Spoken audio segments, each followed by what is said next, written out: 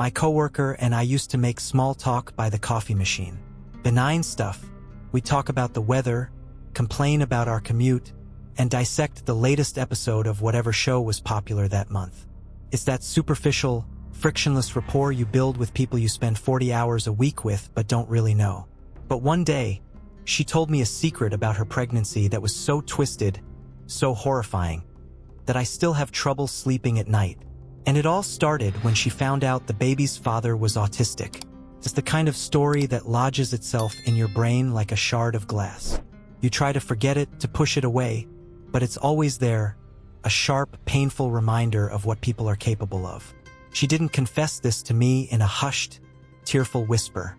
No, she told me this story casually, over a lukewarm lunch in a soulless corporate break room, as if she were recounting a mildly inconvenient trip to the grocery store. The sheer normalcy of it all made the horror of her words 1,000 times worse. It's been years now. I've changed jobs, moved cities, but I can still see her face, hear her voice, and I am still haunted by the choices she made and the lives she permanently, irrevocably destroyed out of fear. Let's just call her Anna. That wasn't her real name, but it feels wrong to attach her real name to the monstrous story she shared. To look at Anna, you'd see nothing out of the ordinary. She was in her early 30s, always dressed in sensible business casual attire. Beige cardigans, practical flats, muted colors. She wasn't popular or unpopular at the office. She was just there. A fixed point in the corporate constellation, someone you'd nod to in the hallway and forget about 2 seconds later.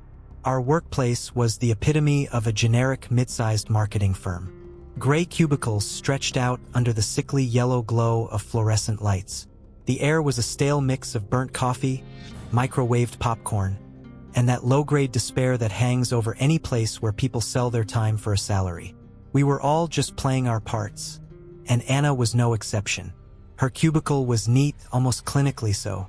A company-issued mug for her tea, a single, nondescript photo frame that was always turned slightly away from view, and stacks of paperwork organized with a precision that bordered on obsessive.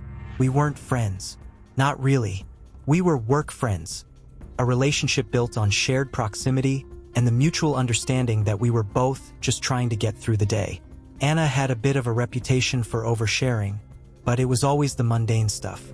She'd lament a bad date from the weekend, complain in excruciating detail about a squabble with her sister over a sweater, or outline the drama unfolding in her book club.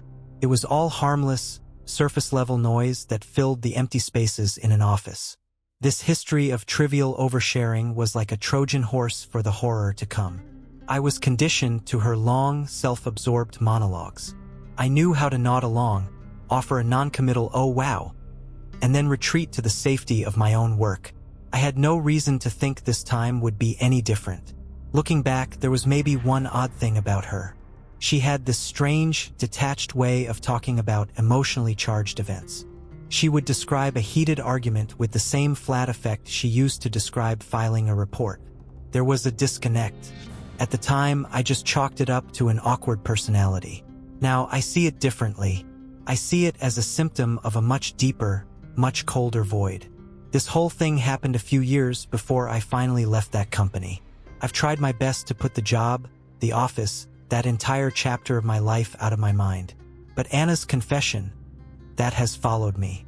It has lingered in the quiet moments before sleep, a persistent, chilling echo. It fundamentally altered my perception of the people around me. The idea that someone could look so normal, so utterly unremarkable on the outside, while carrying such profound darkness within. It taught me that sometimes the real monsters aren't hiding in the shadows. They're sitting right across from you, under fluorescent lights, smiling as they tell you their secrets. The day it all started was a Tuesday. I remember that because Tuesdays were always the worst. The weekend was a distant memory and the next one felt an eternity away. The workload was always heaviest on Tuesdays. I was trying to eat a sad desk salad and plow through emails when Anna appeared at my cubicle. "Got a minute?" she asked. She looked off. There was a frantic, jittery energy about her that was unusual. Her normally neat hair was a bit disheveled, and her eyes had a strange, unfocused glint. Usually, when Anna wanted to unload a story, She did it with a theatrical sigh. This was different.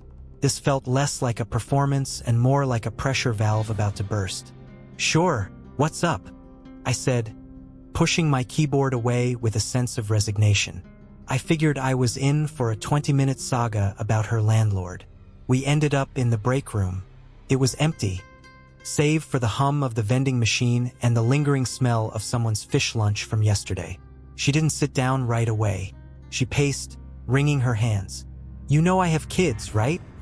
she began, her voice low. I nodded. I knew she had 2 young children. She didn't talk about them often, which I'd always found a little strange, given how much she shared about everything else. When she did mention them, it was always in a detached, logistical way, referencing daycare pickup or a doctor's appointment. I braced myself for a story about the trials of modern parenting.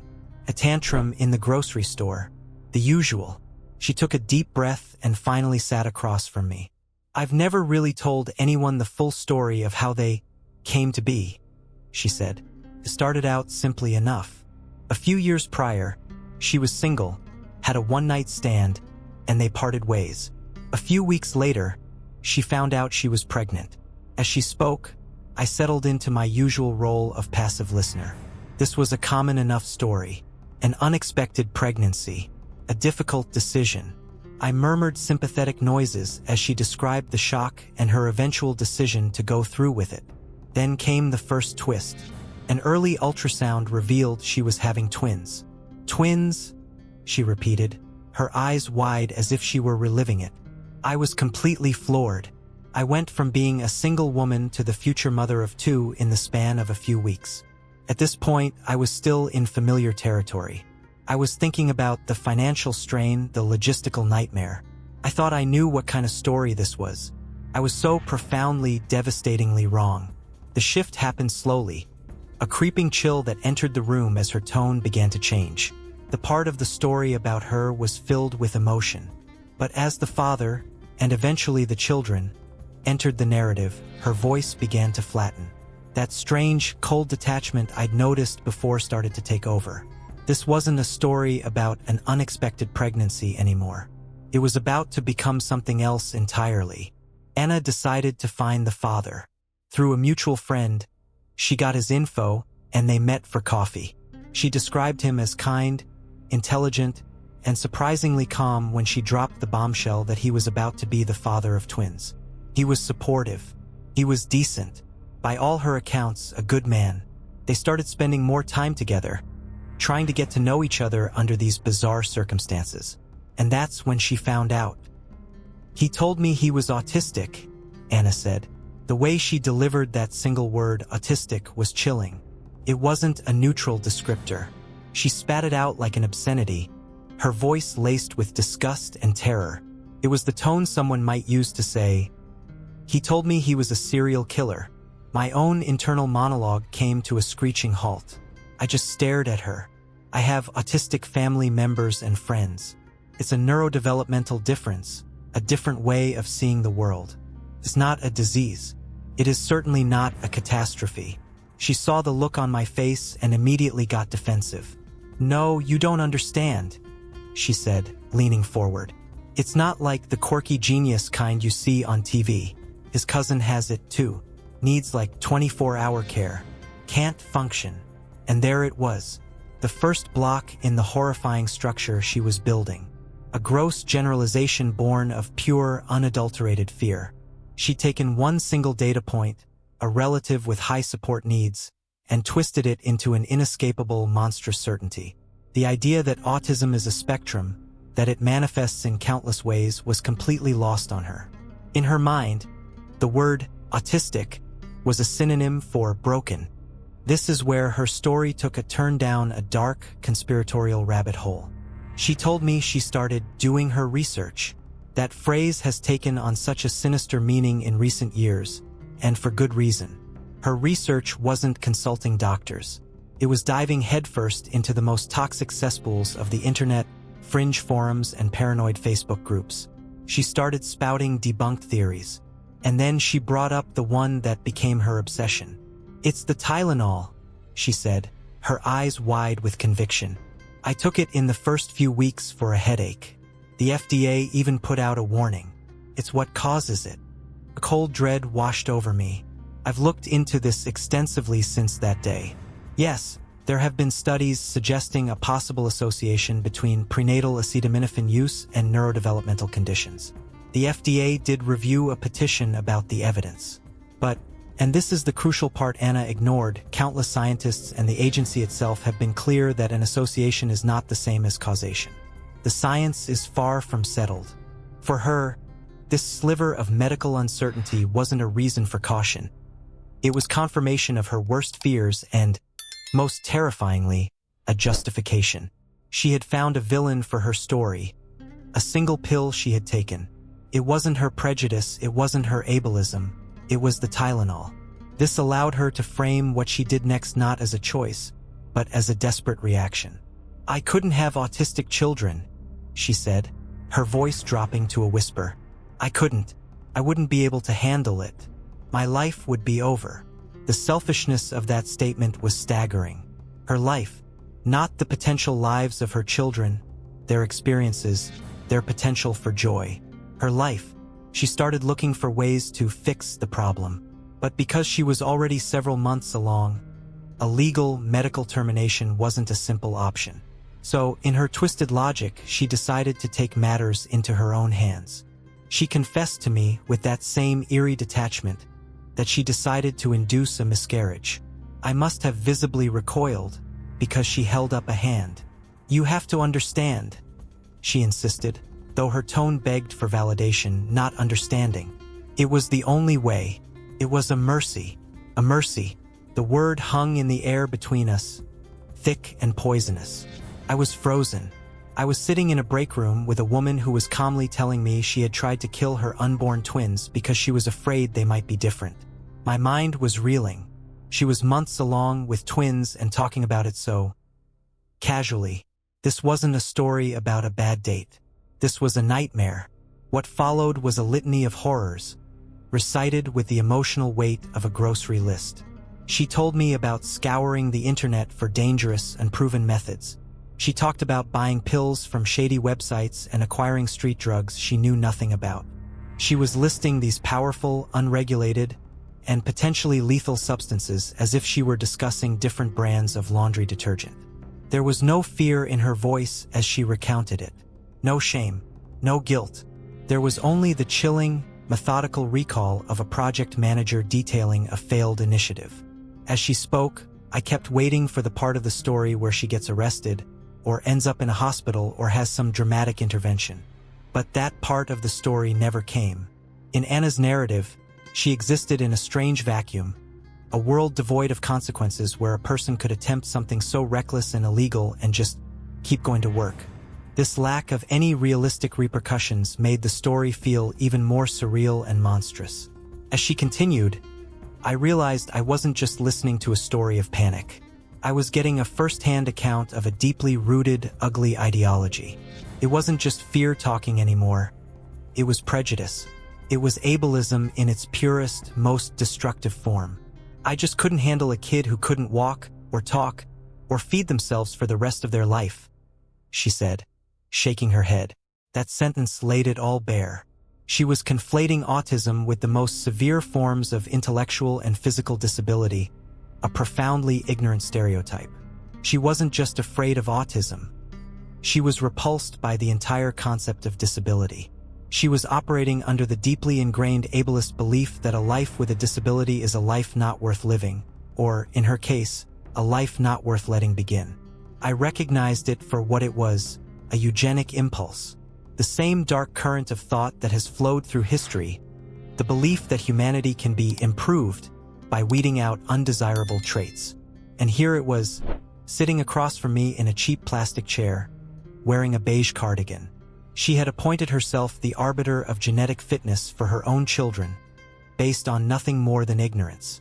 She was so convinced that the potential for autism was a fate worse than death that she was willing to inflict death to prevent it. I thought that was the worst of it. I thought the story had to end there. I was wrong. The climax was so much worse than anything I could have possibly imagined. There was a long pause. Anna stared down at her hands, which were now lying still on the table. The frantic energy was gone, replaced by a heavy calm. I held my breath, waiting. I naively hoped the story would end with her giving up and the children being born healthy, her fears proving to be for nothing. That would have been the moral, right? That prejudice is foolish. That is not the story she told me. It didn't work, she finally said, her voice flat and empty. None of it worked. I just got really sick, but I didn't miscarry. She went into labor prematurely. The twins were born. And here her voice cracked for the first time. But it wasn't a crack of remorse. It was a crack of bitter, cosmic irony. I was so afraid of them being autistic, she whispered, looking up at me, her eyes glistening with tears, but they were tears of self-pity. I did all of that to stop them from having one problem, and instead, I gave them every problem. The cocktail of unregulated street drugs and God knows what else she had pumped into her body hadn't ended the pregnancy, but it had ravaged the tiny, developing bodies of her twins. They were born with a host of severe, permanent medical issues. She started listing them: underdeveloped lungs, heart defects, neurological damage, a cascade of lifelong, debilitating physical and cognitive disabilities. I felt the air leave my lungs. I couldn't speak. My mind was a storm of horror and disbelief. 2 lives, barely begun, had been catastrophically damaged. Not by genetics, not by accident, but by their own mother's deliberate actions, fueled by an ignorant prejudice against a condition they may never have even had. The most fucked up part? The way she told it. She said it with this weird, detached sense of cosmic punishment. Like this was the universe's sick joke on her. She never once, not for a single second, framed it as something she did. The drugs did it. Fate did it. It was never her. Her confession wasn't one of guilt. It was a lament for her own victimhood. She had tried to avoid a life of being a caregiver for what she imagined an autistic child would be like, and in doing so, guaranteed herself a life of being a caregiver for 2 children with profound and complex medical needs. She saw herself as the tragic figure in the story. I saw the truth. The real tragedy wasn't the potential for autism. The real tragedy was the certainty of the suffering she had inflicted. She was so terrified of a phantom that she had created a real monster. She looked at me, her eyes pleading for sympathy, and all I felt was a cold, bottomless revulsion. The silence that followed was the loudest thing I'd ever heard. The hum of the vending machine seemed to roar. I stared at her, my mind completely blank. What do you say to that? What's the correct social response? I'm so sorry? That's terrible? Every platitude felt like a grotesque understatement. I think I just nodded. Slowly, my throat felt like it was full of sand. I mumbled something about a deadline and practically fled back to my cubicle. I sat staring at my computer, but the words and numbers just swam in front of my eyes. My sad desk salad sat untouched. From that day on, everything was different. Our fragile, superficial work friendship wasn't just broken. It was vaporized. I couldn't look at her without seeing the full weight of her story. Her sensible cardigans now seemed like a costume. Her meticulously organized desk no longer seemed quirky. It seemed like the cold, clinical precision of someone capable of compartmentalizing an atrocity. I started actively avoiding her. I take the long way to the restroom. I stopped going to the break room. If I saw her in the hallway, I'd suddenly become intensely interested in my phone. Our small talk just ceased to exist. She must have noticed, but she never said anything. A few months later, an email went around announcing her departure. People signed a "We'll miss you" card. I didn't. On her last day, she packed her things into a box, offered a few half-hearted goodbyes, and walked out for the last time. I felt an immense, shameful wave of relief wash over me. I never saw or heard from her again, and I have never, ever wanted to. But the story didn't leave with her. It stayed. And I keep thinking about the other people in her story. Her children, who are now living with the consequences of her actions. And the father, the kind, decent man whose only crime was being autistic. He was just a footnote in her narrative. I still wonder about him. Does he know the truth? Does he have any idea that the challenges his children face every day were not caused by his genetics, but by his ex-partner's revulsion to them?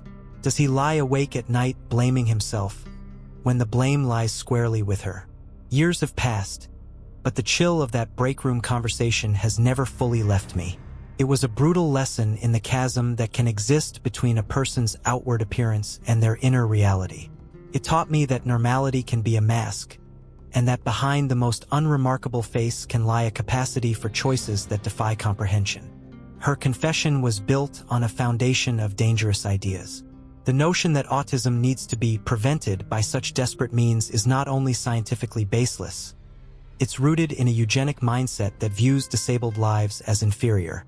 Her horror story about a cousin needing 24-hour care was a deliberate attempt to erase the vast, diverse reality of the autistic experience and replace it with the most extreme, fear-inducing caricature. I also think about how unrealistic her story felt. She described a scenario that should have involved law enforcement and child protective services, yet in her telling, she just moved through the world unscathed. She never mentioned things like the Pregnant Workers Fairness Act, which provides legal protections and accommodations for pregnant employees. But her fear wasn't about logistics or losing her job. It was about prejudice. The absence of these real-world details only adds to the horror of the ideology behind it. That's what haunts me the most. The ideology. The calm way she justified the unthinkable. I still see her face sometimes when I'm trying to sleep. That placid, unremarkable face. And I hear her voice, casually recounting a horror story she created herself. And I wonder how many other people are walking around with secrets like that. How many people do we pass every day who are carrying a similar darkness, hidden just beneath a perfectly normal, perfectly beige facade? It makes you question what you really know about the people you see every day. If you've ever had someone you thought you knew confess something that completely changed how you saw them, I'd be interested to read about it in the comments. And if you want to hear more stories that explore the darker side of human nature, consider subscribing.